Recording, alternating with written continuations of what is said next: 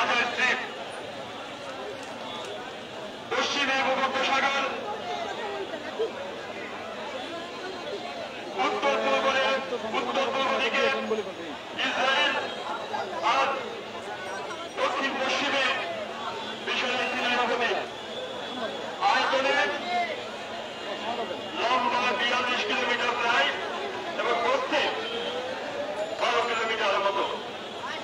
ছোট্ট একটি অঞ্চল, সেখানে শান্তিকামী মুসলমানরা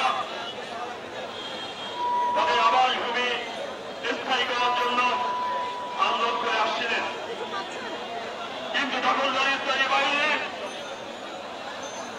সমস্ত প্রকার মানুষকে নিয়ে আধুনিক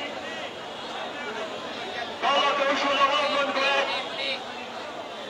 এ পর্যন্ত প্রায় 50 থেকে 60,000 শিশু, নারী, বিভিন্ন পর্যায়ের সমাজসেবী সংগঠন, ডাক্তার সহ আমাদের মুসলিম ভাইদেরকে নির্বিচারে হত্যা করেছে। আমরা এই সমাবেশ থেকে এই হত্যাকাণ্ডের তীব্র নিন্দা প্রতিবাদ জানাচ্ছি। সেই সাথে ধিক্কার জানাচ্ছি এই অঞ্চলের আশেপাশে যেসব রাষ্ট্র রয়েছেন, যেসব রাষ্ট্র এই হত্যাকাণ্ডের পরেও নিঃস্বভাবে দাঁড়িয়ে আছেন, নির্বিকারভাবে দাঁড়িয়ে আছেন, প্রতিবাদ করছেন না, সেই সব রাষ্ট্র এবং রাষ্ট্রপতিদেরকে আমরা এই সমাবেশ থেকে ধিক্কার জানাই। ধিক্কার জানাই মানবাধিকার সংগঠন যারা সারা বিশ্বে মানবাধিকার নিয়ে কাজ করে, কিন্তু যেখানে মানবাধিকারের সর্বোচ্চ লঙ্ঘন পুনর্জিত হচ্ছে, সেই গাজা স্ট্রিপে মানবাধিকার সংগঠন কোনো কথা বলছেন না।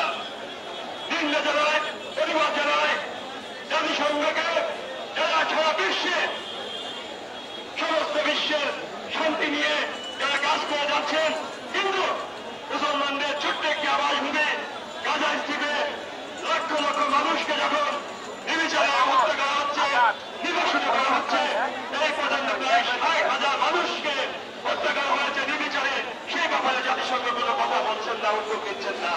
ধিক্কার জানাই সমস্ত বিশ্বের মুসলমানদেরকে যারা এখন পর্যন্ত যারা ধিক্কার না জানিয়ে, প্রতিবাদ না জানিয়ে নিঃস্বভাবে বসে আছেন। বন্ধুরা আমার, সারা বাংলাদেশের মানুষ এই নৃশংস হত্যাকাণ্ডে আজ ঐক্যবদ্ধ হয়েছে।